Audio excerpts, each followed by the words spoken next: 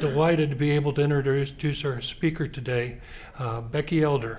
Let's give her a warm Pachyderm welcome. I'm very happy to be with you guys today again because this is a vital part. Top down is policy and government. That's the pressure that comes from that direction. But you're also bottom up.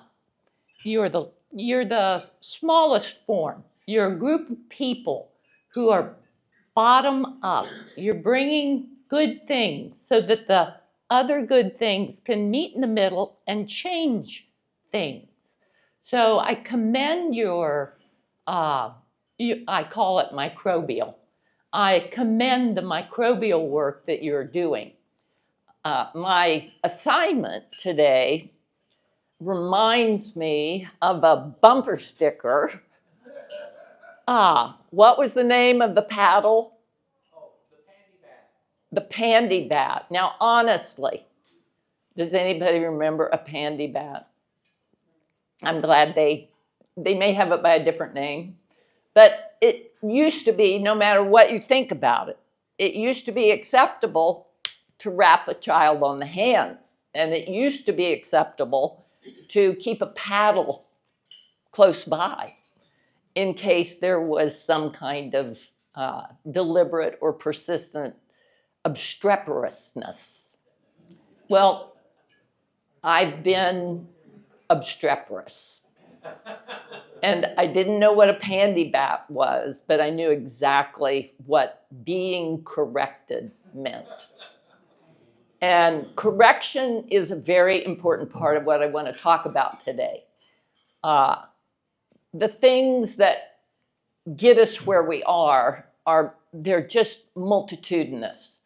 The direction from which push and pull come in both history and the present circumstances are, they're just around us. They're ambient. They belong almost in obscurity. But my job today is to tell you where we are with the library. And I hate to tell you, it's not 21st century news. We're not going where we want to go very quickly, but I have an explanation, Mr. Storms. I know why I'm doing what I'm doing, and I know it looks out of line, but let me talk to you. The first thing I want to talk about in explaining where the library is the idea of time and schedules and change. In a modern world, it's very, very difficult to be slow. It's very imperative that you can be instantaneous. And time is a very deceptive place.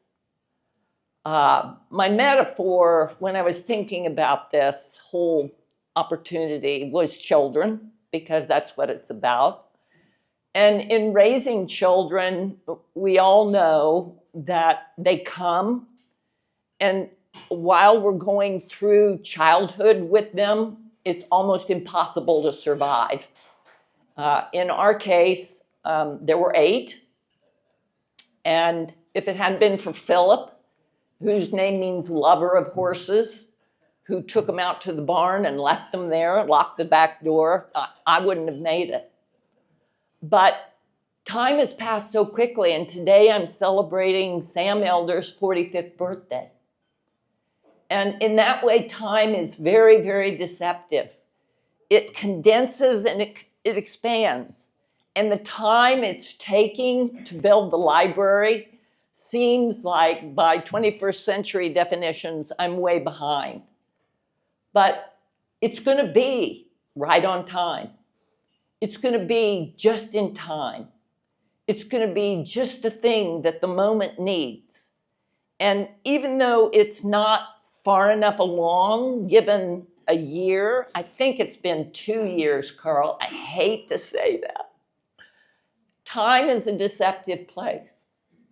The next bad news that I have is that size is also against me.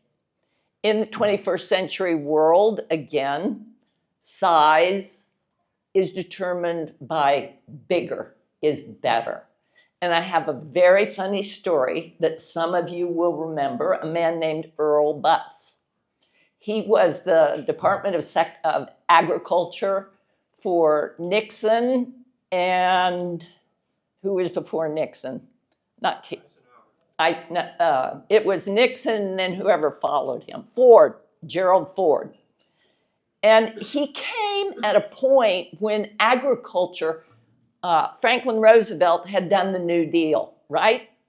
And farms during the New Deal were very favored because they were considered the strength or the bedrock, the Thomas Jeffersonian bedrock of the American experience and the continuity of experience.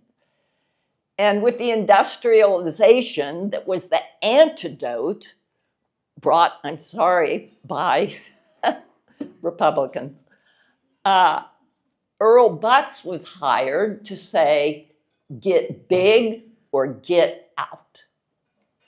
And okay, that was that moment. And it was the accumulation of a lot of reasons. But here we are so many years later, and what we're finding out is bigger's not better. And small is not perfect, but it is beautiful. And let me talk about that for just a moment. Smallness, according to science, is almost imperceptible. When we found the electron, when we found the virus, these things are imperceptible until they are active. And so I'm not on time, and sorry, I'm not bigger and better. The library is very small, but it is virulent, like a good bug. We are going to become a change maker. And the last thing that I want to say just here introductory is a principle that justifies what I'm doing, being too late and too small. The word is subsidiarity. Does anybody know that word? I love words.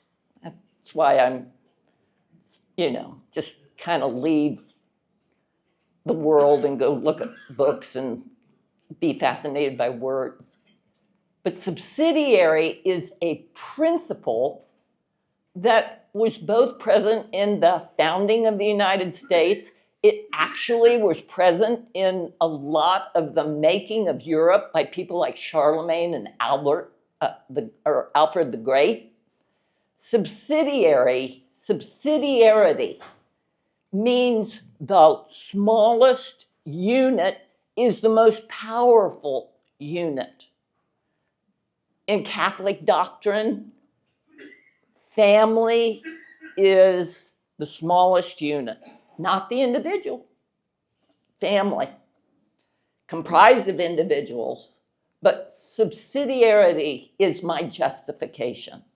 We are the smallest unit you could possibly find for a library, but we are bedrock because we are so low, and we are not without justification in a much larger sense than just, I wanted to do this.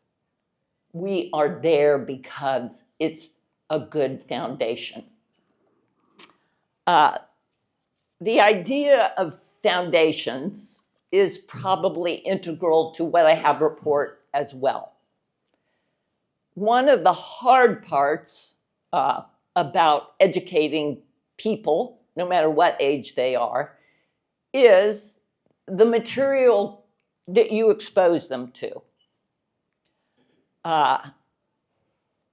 The definition of education is very broad and vast, but when you add money to it, it needs to get narrowed down and more efficient.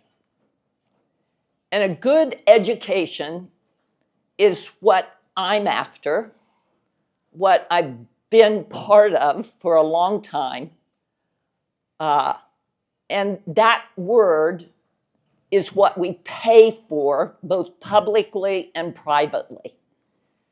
And it must be subjected to the market measure of efficiency. And, oh, you guys, you're not going to have your meeting next Friday because of March Madness? Is that what I heard? I am in. I am so in to sports. My brother bought me a subscription to Fubo. If you don't know subsidiarity, I bet you know Fubo. He brought me one because he's a bachelor and he can come over and I can cook and he can put on the game no matter what time of year it is. And we are our own little celebration. We are wild. I don't know who saw KU lose last night. I did. It was way past my bedtime. But sports are meaningful. They're meaningful. But they don't belong in the definition, or, and this is heretical, the budget for education. An education is a much different animal. And the library hopes to go way back down. And in my microbial perspective, begin to infect or change the top. When you talk about a good education, talk about fun, I'll go with you on the expense of sports. But when you're talking about education and just the word itself, it means to draw out.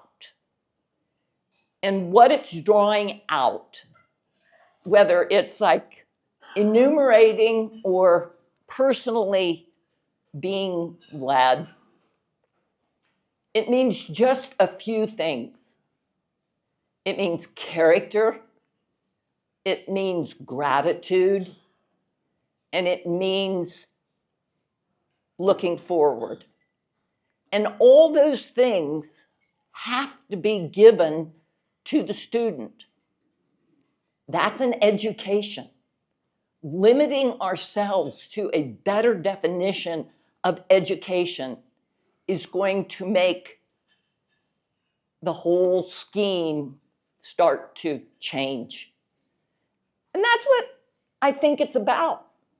I think we met ourselves in public education with the Puritans in Massachusetts, wanting for everybody to read the Bible, not a bad motive. And then we've morphed over time and iterations of changing the word. And now we find ourselves in a big, expensive place called education, both public and private. And I do believe that forces are going to converge to make things like the Sunnydale Community Library make sense to a lot of people. Now, how that's going to happen, because I'm too small, I'm too late, and I'm on the bottom, is because of the books that will be in the library and the people that will come read those books. And those books are going to be the basis of education in this country and in many countries for a long time. And they're loosely called the great books.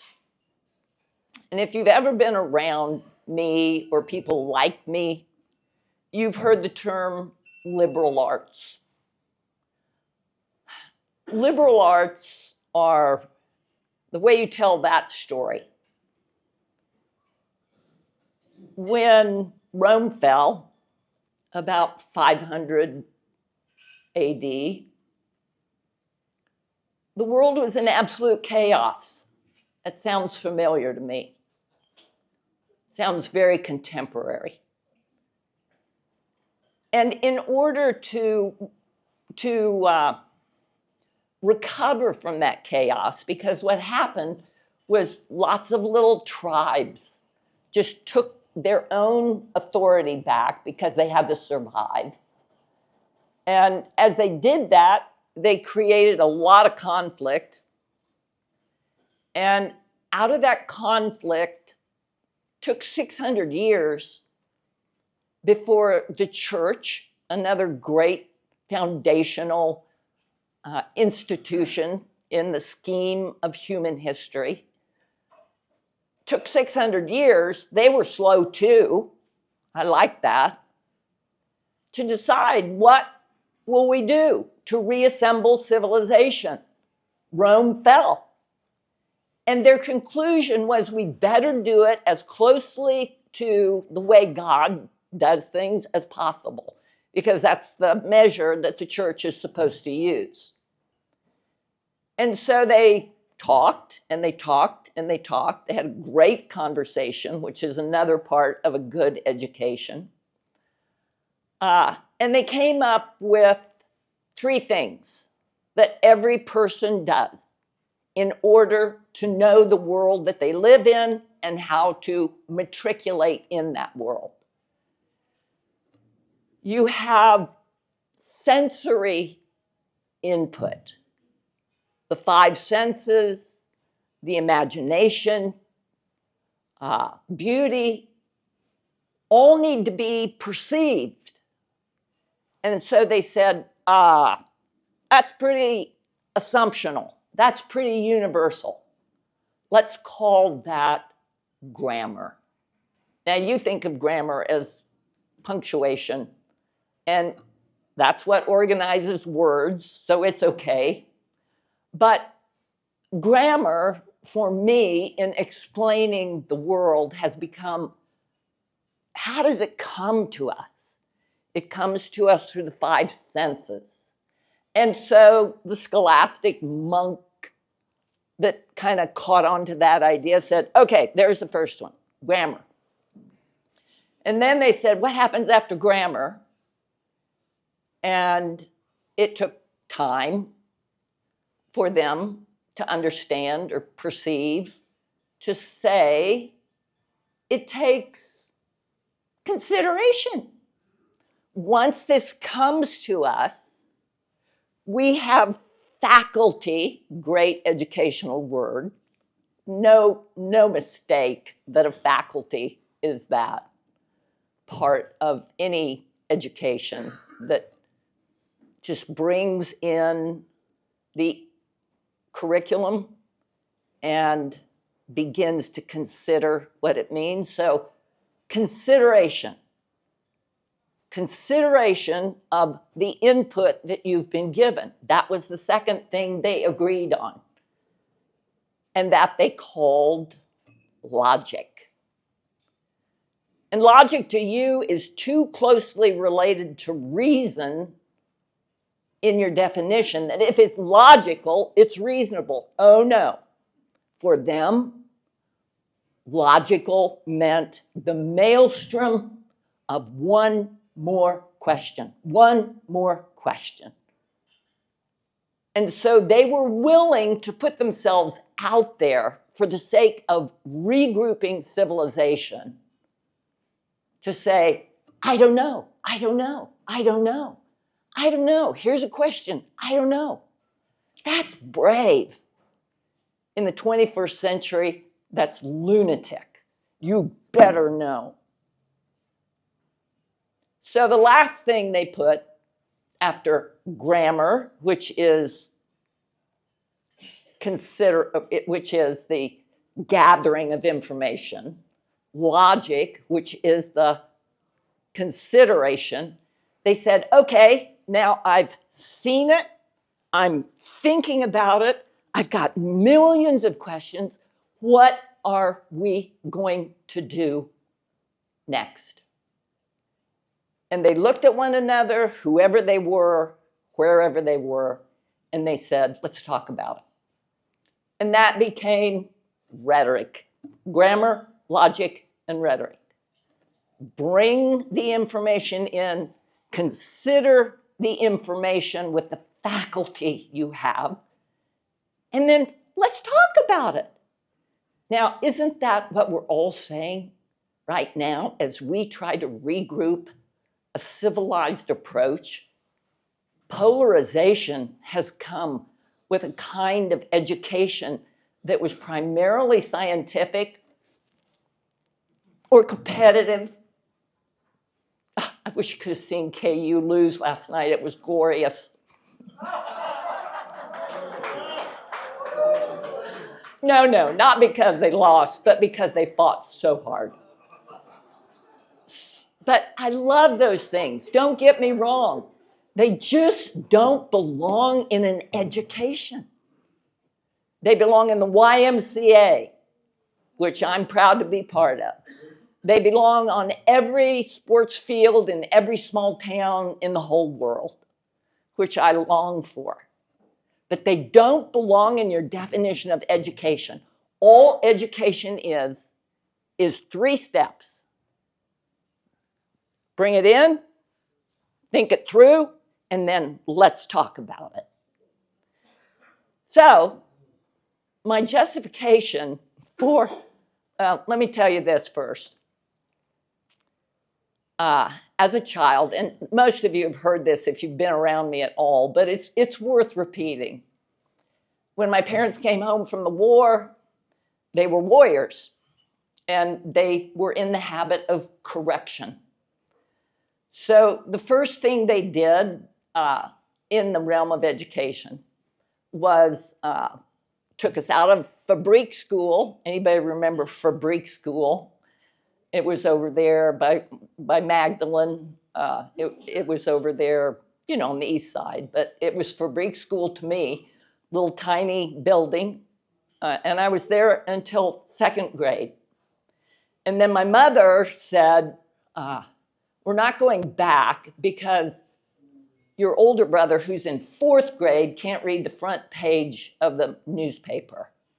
And I'm pretty sure that's a deficit of instruction and not him. And oh, by the way, Randy went on to get credentialed by Oxford later in life. So I think Mother made a good observation.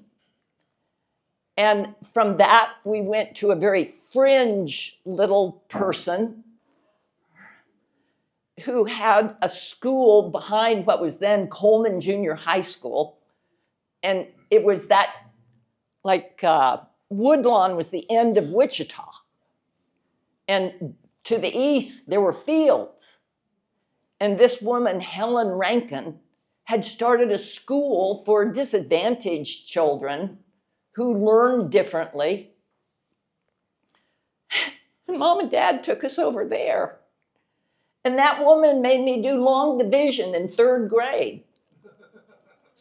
And I hated her and it, but I am one heck of a long divisioner now. And then it became apparent to my father, who was an industrialist, that we needed more form, we needed more reach.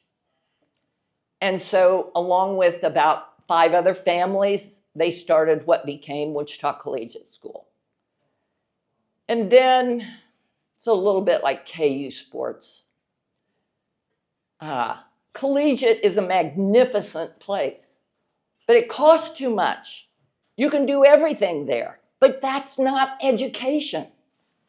And at some point, my dad, who was the chairman of the board of directors at Wichita Collegiate School, had the headmaster, Mr. Storms, call me. I was really used to that, remember?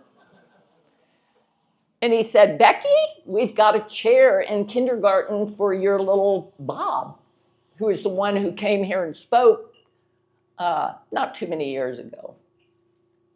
And I said, Mr. Storms, and my heart was saying, Dad, I'm not doing it. I'm not doing it. My husband moved me out to the north end of Sedgwick County on the last paved road, and I am nobody's chauffeur. You're not going to get me to do that. And oh, by the way, I met these people who say I'm capable of doing it. As their mother, I have all the characteristics of a great teacher. If I can simply learn what they need to know, I can teach them. So praise God, I stayed home. And that's not an indictment, and it's not a great attribute for Becky. It's what we did. We saw it, we thought about it, and then we acted on it together. But at a certain point, even homeschool was not sufficient. We needed community. We were on the last paved road in Sedgwick County. We had horses in the backyard, which was great. But our boys needed good men. They needed more conversation than observation or consideration anymore. And so we formed in a warehouse at Love Box a school. We just started a school.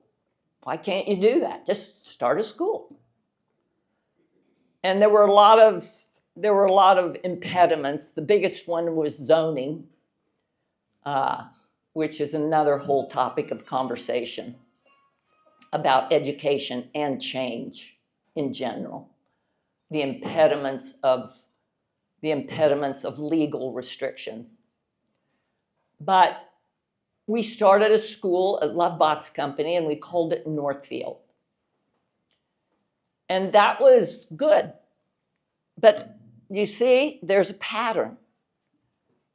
We're adapting as a family, as a group of families.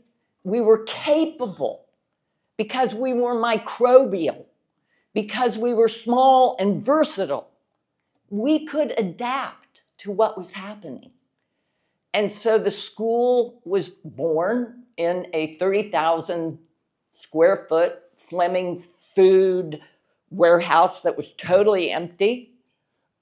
Alexis, who's with me here today, one of the notorious library ladies, was in the group of people who graduated from that building and from Northfield School. And then it became apparent during COVID that Northfield School needed to offer something different. We needed to adapt again. COVID was a huge wake-up call for so many things. And the adaptation was based on our love for one another in that school setting at Northfield. Because there were those of us who were scared to death of COVID. There were those of us who were ambivalent about COVID, not sure what it means. And there were those of us who said, whatever COVID is, it's going to take its course and we're going to keep ours. So we developed what at that time was very, very different, 3 cohorts. The fear cohort, that's not a nice thing to say. The people who sequestered themselves. The people who met together, the next group was the people who met together and made their own rules because they were ambivalent about the conditions around them. And the last group were the carefree people who came with me out to Jubilee Church on that last paved road in Sedgwick County. And out of that was born a form that Northfield School, we had our 501c3. Big moment, big good moment. Not throwing out the past, not throwing out the system, but using it better. So Northfield School was a canopy that could take donations and could give donations to a group of small entrepreneurial people who formed LLCs that were schools. And we had 2 cohorts develop out of Northfield School. And then at a certain point, one of those cohorts, Studium School, became the dominant cohort. And I started saying, I don't want this thing to centralize again. What I want it to do is just continue to diffuse. And I was aided and abetted by school choice. I was right on time because I was small and all the decisions were being made at that level of subsidiarity, the lowest possible group. My brothers, my husband, and the parents. So I started looking around for a way to add a new cohort. And as things happen, most of the time, I ran into the things that were right around me, which, 20,000 books. And I said, whoa, what am I going to do with these? I'm either going to burn them or just throw them into some bucket that somebody else will find later. I said, no, it looks like a library to me. So we started the Sunnydale Community Library where we were with what we had in order to stay alive, to keep Northfield School and its cohorts functioning on behalf of school choice. Well, again, like COVID helped me before, school choice did kick in. And it didn't just kick in as a small idea, it kicked in as a movement because it had been broiling around. Remember what I said? Microbial. If you've ever worked with the soil, you know that so much unseen is happening. One of the great stories about school choice, I guess, homeschooling was the era, was there was a bill introduced by the Department of Education called H.R. 8. I don't know if any of you remember it, but it's legendary in the annals of private school, homeschool primarily. And it was a move in order to certify mothers and benchmark test kids. A mother had to have a certification. That was the projection. And the kids had to be tested at 3rd grade, 6th grade, and 8th grade. And the legislators who proposed it in Washington for the Board of Education were very happy presenting it, very sure, as legislators usually are, about the legitimacy and the good efficacy of what they were doing. They were protecting us from ourselves. And before they could turn around and leave the podium from which they'd announced H.R. 8, the telephones of every political person that those mothers who were incompetent could find was burning up. And it very quickly became evident they better drop it. And they did, and it went away. That's how microbes work. Microbes chew and chew and chew and chew, and they can even eat up Roundup if you give them long enough. They can chew up what's dead, they can chew up what's rotten. That's what we're looking for. We're looking for people who can take care of themselves. There was a bill that was heard in committee. It was in the House Education Committee on Tuesday. It was Senate Bill 87. My dear colleague, who probably doesn't really like recognizing my chaos where I live, you know, I'm trying to explain to you that my chaos is a form of function, but he functions way up here, James Franco. He has to be very deliberate in what he does, but he let me know that Senate Bill 87 was going to be heard at 1:30 in Topeka last Monday. And he said, if you can come, because this is a big deal to expand the tax credit advantage that we're working on. And I said, I can't get there. And I was too late to submit like testimony online or anything like that. So I called the office of the lady who was in charge, the assistant to the House Education Committee. And I said, oh, by the way, can I sneak something in? And she said, no. And I said, I'm sending you something. Will you sneak it in? And she said, yes. So I wrote 2 sentences. I said, you know, I always say this first to legislators of any sort.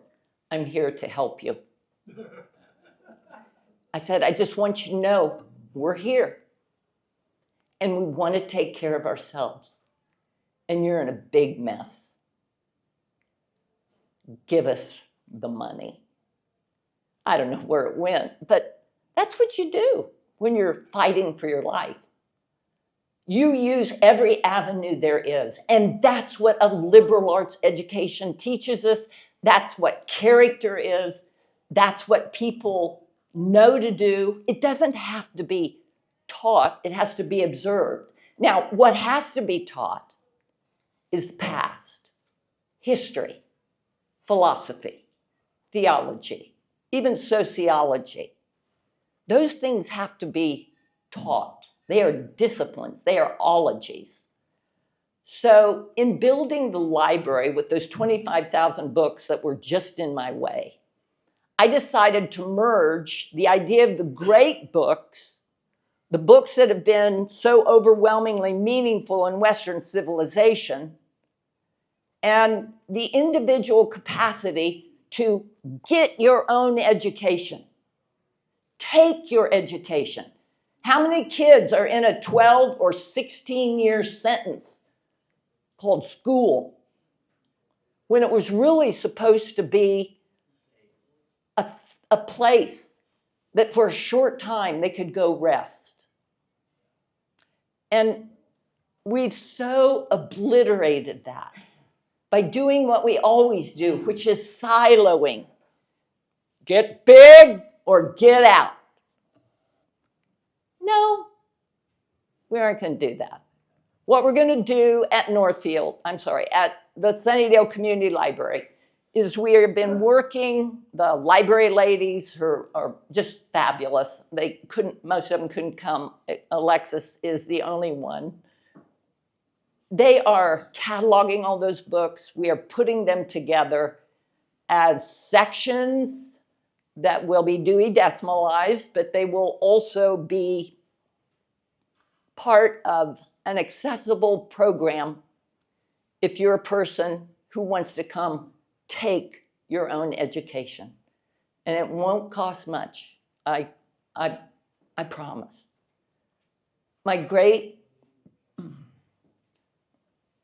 To my husband's chagrin, one of the great impediments I have is the poor. There are people who need what we have to offer. And what we give them far too frequently in public and private education is everything. We give them everything, and they just need a little bit to form themselves, to go forward and participate in the society that they're responsible for. So the library is going to embrace its subsidiarity, its size, small, and timing. It's right on time. I'm so excited because a lot of the micro schools are going to 3 days a week. Woo! You can't possibly educate a child in 3 days a week. Well, I know you can't discipline them every other day. I know you have to do that consistently. But you can offer them observation, consideration, and conversation anytime you want and in any form you want. And they will learn. They will learn. And they will function, and they will find their way, and they will be the microbial basis of the subsidiarity of our republic. That's what I'm in it for. I have 19 grandkids. They're going to need people like that, and they're going to need to be people like that. And it's so small. It's so flexible. But it's so capable. The library will be an adaptation in our time for the purposes of healing the brokenness that we're dealing with right now. I'll stop there. You know I could go on forever. Thank you, Becky. I didn't even notice you. I'm sorry. I'm over here hiding. We're going to have a little bit of time left for questions. Good. Okay. I love questions. This is the great conversation. So, Pachyderm members, raise your hands, and I'll get to you as quick as I can. Okay. The libraries, I think, are going in the opposite direction that you're saying. I'll give you some examples. The downtown library, I'm sorry, it's an advanced library. They don't even call it that anymore. Electronically up to date. We're expanding all these other libraries, but they're not utilized. Even in the summertime, the parking lot's empty. I mean, they're not being used. The librarians tell me no one's signing the books anymore. Stream, baby, stream. That's what those young kids want. And the parents, 25 through 35, they're doing streaming. What do you think their kids are going to do? Monkey see, monkey do. I don't. I think the library should go bust. Yeah, that's you know, sort of is it. They're not going to be used. I really believe that. Do you know, have you looked at the studies that have been done, and you all have? We all know what you're saying is absolutely 100% correct. It's correct. And if you've looked very far into it, screen education demoralizes. I love that thought. It ruins the morality of education and the individual, where reading, the brain lights up in a different way. It lights up in a way that stimulates other parts of the brain. We know we're in a convenient and accessible place, but we're only avoiding the training that it takes to be in the right place. And we're not going to get around that. But we can displace it, right? Like, I'm not going to ever let go of KU basketball. But I think it needs to go into the pros. Who's that guy that's taken on North Carolina State University, making college teams? But he's got a great name. Somebody remind me. He's taking college teams and getting them ready for the pros. Great. Take them into the pros. Let them pay for it. Take it out of the North Carolina budget because it's too big and bulky. So if they want computers, let them find computers, but not in educational institutions that are developing a common mind. Another question here, John? Talk about the books that came from Irvington on the Hudson. And also, would you also touch base on about St. John's College and the great books? I brought my examples. The Great Conversation has I told you the monastic history of the Great Conversation. So I also would like to throw in the beginning was the Word, and the Word was made flesh, and it dwelt among us. That's probably the best justification for the Great Conversation. But the Great Books idea came from the University of Chicago after World War II, when Mortimer Adler and Robert Hutchins said, we're losing our mind. We're going in a direction, and I'm sorry, it was get big or get out, that is very, very dangerous and ignoring subsidiarity, which is the strength of an education.